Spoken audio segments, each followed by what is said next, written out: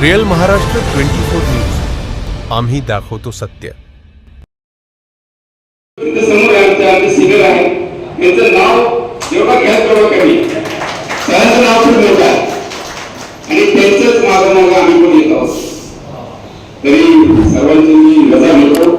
जय हिंद, जय महाराष्ट्र. हा लावणी वा काही नाही अदृश्य होते देवा.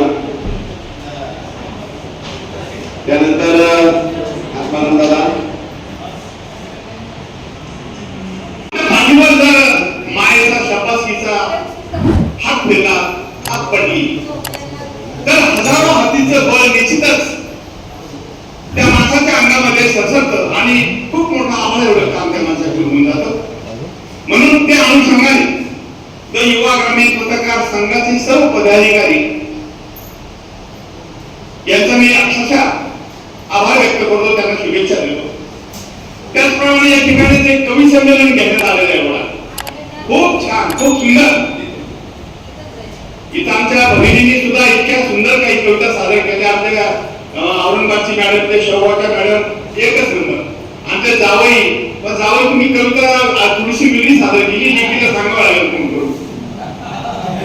आमचे देवळे सर, आमचे बंधू विठ्ठलराव, आमचे मेवणे शेवळे सर, बाळासाहेब, सगळ्यांच्याच कविता खूप म्हणजे खूप छान झाल्या. बघा, खूप सुंदर. सर्वांसाठी आपण सर्व टाळावं. मानसी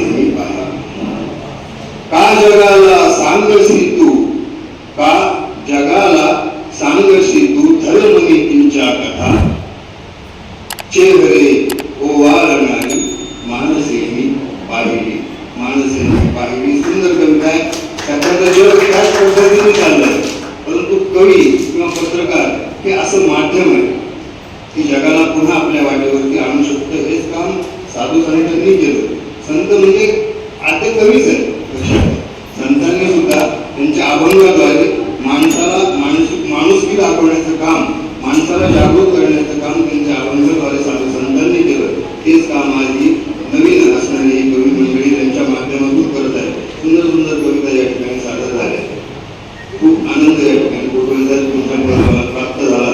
त्यानंतर जिल्हा अध्यक्ष आमचे शेख साहेब असतील, ही सगळी तुमची टीम जी आहे खूप सुंदर टीम काम करते आहे. तुम्हाला सर्वांना